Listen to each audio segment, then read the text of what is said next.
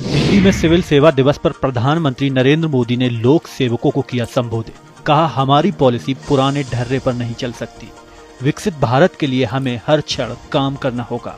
विकास रथ के हर चक्र को मिलकर चलाने की आवश्यकता जताई। लखनऊ में राहुल गांधी की नागरिकता के मामले में हाईकोर्ट की लखनऊ बेंच में हुई सुनवाई। कोर्ट ने कहा, राहुल गांधी नागरिक हैं या नहीं, यह रिपोर्ट दीजिए। 10 दिन में केंद्र सरकार को स्पष्ट रिपोर्ट देनी होगी। अब 5 मई को हाई कोर्ट की अगली सुनवाई की जाएगी। केंद्र सरकार की तरफ से दाखिल की गई थी स्टेटस रिपोर्ट। लखनऊ में यूपी के डीजीपी प्रशांत कुमार ने थानेदारों की तैनाती को लेकर बयान दिया। उन्होंने कहा कि थानेदारों की तैनाती शासन के आदेश के अनुरूप की गई है। डीजीपी ने आरोप लगाया कि गैर जिम्मेदाराना तरीके से गलत संख्या बताई गई और संख्यात्मक जानकारी सही तरीके से देनी चाहिए।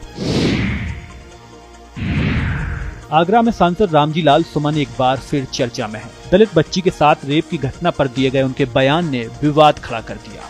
उन्होंने कहा कि यह इतना बड़ा मामला नहीं है कि राष्ट्रीय अध्यक्ष आए। रामजी लाल ने कहा कि वे कार्यकर्ताओं के साथ मिलने आए हैं और पीड़ित परिवार की जो मदद संभव होगी वह करेंगे।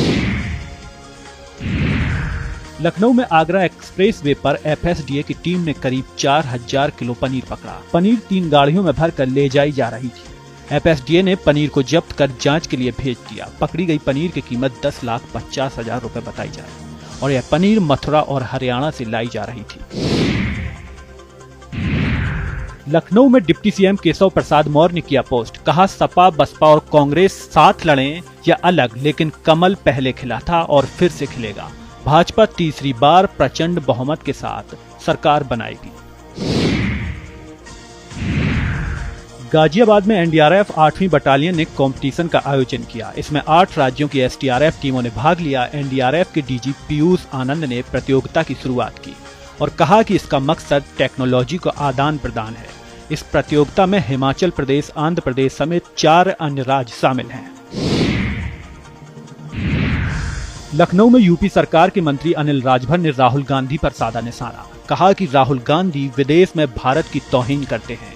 कांग्रेस पार्टी को चुनाव हारने के बाद बौखलाहट हो गई है। प्रयागराज में कैबिनेट मंत्री संजय निषाद का बयान। कहा, हिंसा में शामिल लोग सभी को पता है। मुर्शिदाबाद में अधिक संख्या वाले लोग हिंसा कर रहे हैं। संजय निषाद ने सांसद रामजी लाल सुमन को अवसरवादी करार देते हुए कहा कि आजम खान की जगह रामजी लाल सुमन ने ले ली है। इसके अलावा उन्होंने कहा कि क्षत्रिय लोगों ने मुगलों से लड़ाई लड़ी। लखनऊ में कैबिनेट मंत्री राकेश सचान कर राहुल गांधी पर निशाना। कहा, अगर राहुल चुनाव जीतते हैं तो क्या ईवीएम ठीक होगी। उन्होंने यह भी कहा कि पिछड़ा वर्ग हमेशा भारतीय जनता पार्टी के साथ है। रामजी लाल को संविधान के दायरे में रहकर बयान देना चाहिए था। साथ ही करणी सेना को भी संविधान के दायरे में रहकर काम करना चाहिए। हापुड़ कोतवाली क्षेत्र में एक अनोखा मामला सामने आया। 3 बच्चों की मां लक्ष्मी अपने देवर से प्यार करने लगी और उसे लेकर फरार हो गई। पति ने पुलिस से मदद मांगी और बच्चों ने मां से लौट आने की गुहार लगाई, लेकिन लक्ष्मी ने सभी की अनदेखी करते हुए देवर के साथ रहना चुना। दिल्ली में विश्व हिंदू परिषद ने डीएम कार्यालय के बाहर प्रदर्शन किया। मुर्शिदाबाद में हिंदुओं पर हुए अत्याचार के विरोध में यह प्रदर्शन हुआ। विहिप ने पश्चिम बंगाल में राष्ट्रपति शासन लगाने की मांग की। संगठन ने कहा कि इस मुद्दे को पूरे देश में उठाया जाएगा और बंगाल के हिंदुओं को न्याय दिलाया जाएगा। दिल्ली में मेयर और डिप्टी मेयर पद के लिए राजा इकबाल और जय भगवान यादव ने नामांकन किया। इस नामांकन के साथ ही बीजेपी ने मेयर और डिप्टी मेयर प्रत्याशी के रूप में इन्हें मैदान में उतारा। वहीं आम आदमी पार्टी ने इन पदों के लिए कोई प्रत्याशी मैदान में नहीं उतारा है। नेता विपक्ष राहुल गांधी ने किया एक्स पर पोस्ट, जिसमें उन्होंने रोहित वेमुला एक्ट लागू करने का आग्रह किया। राहुल ने हिमाचल प्रदेश और तेलंगाना के मुख्यमंत्री इस संदर्भ में पत्र लिखा। उन्होंने कहा कि जातीय भेदभाव को समाप्त करने के लिए वह पूरी तरह प्रतिबद्ध हैं। आगरा में माहौल खराब करने की कोशिश सामने आ रही। डीजीपी पश्चिम के अनुसार जातीय संघर्ष कराने के उद्देश्य से सोशल मीडिया पर भड़काऊ पोस्ट की जा रही हैं और कई लोगों के अकाउंट चिन्हित किए गए हैं। आपसी झगड़ों को जातीय रंग देने की कोशिश हो रही है। खासकर रक्त स्वाभिमान सम्मेलन के बाद एक दलित युवक ने मारपीट और घर पर फायरिंग का आरोप लगाया, जिस पर पुलिस ने दोनों पक्षों की ओर से केस दर्ज किया है। कन्नौज में सरकारी स्कूल में पढ़ने की बजाय बाइक धो रहे बच्चे। रोजाना 3 से 4 बच्चों को लगती है बाइक धोने में ड्यूटी। बाइक धोने का वीडियो सोशल मीडिया पर हुआ वायरल। छिबरामऊ तहसील के नगला मुरली के सरकारी स्कूल का मामला। लखनऊ में कल इस सीजन में पहली बार पारा 40 पार हुआ। मौसम विभाग ने अगले 4-5 दिनों में तापमान और बढ़ने की भविष्यवाणी की है।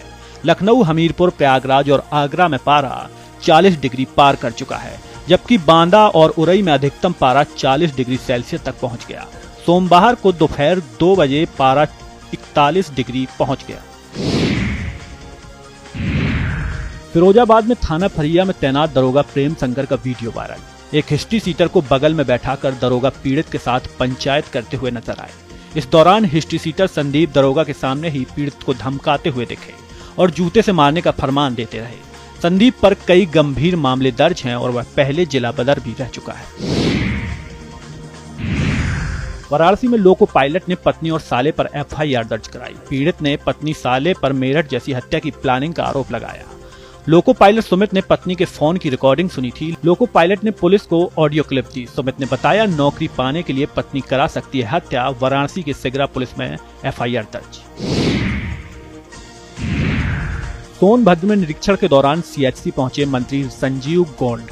प्रोटोकॉल के अभाव पर भड़के। नाराज मंत्री सीएमओ को फोन कर पूछा कि हमारी विधानसभा में आभन भावन जैसे डॉक्टर क्यों भेजे जाते हैं, ऐसे डॉक्टरों को नगवा की ओर भेजें। मंत्री की सीएमओ से बातचीत का वीडियो सोशल मीडिया पर वायरल।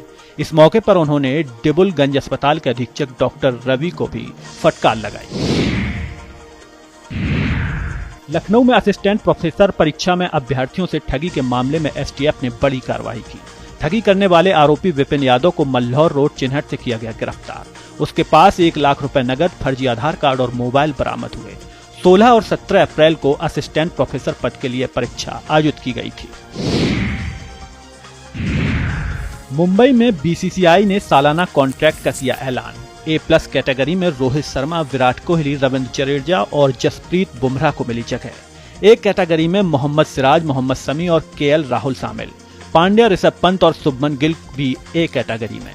B कैटेगरी में सूर्य कुमार यादव, कुलदीप यादव, अक्षय पटेल, यशस्वी जायसवाल और श्रेयस अय्यर को जगह मिली। C कैटेगरी में 19 खिलाड़ियों को शामिल किया गया, जिसमें रिंकू सिंह, तिलक वर्मा, ऋतुराज गायकवाड़, शिवम दुबे, ईशान किशन, सरफराज खान, नीतीश रेड्डी और वरुण चक्रवर्ती शामिल। बीसीसीआई का यह फैसला टीम इंडिया को मजबूती के लिए लिया गया है। वेटिकन सिटी में पोप फ्रांसिस का 88 साल की उम्र में निधन हो गया। वेटिकन सिटी ने पोप के निधन का आधिकारिक बयान जारी किया। पोप फ्रांसिस लंबे समय से बीमार थे। उनके निधन से दुनिया भर में शोक की लहर दौड़ गई।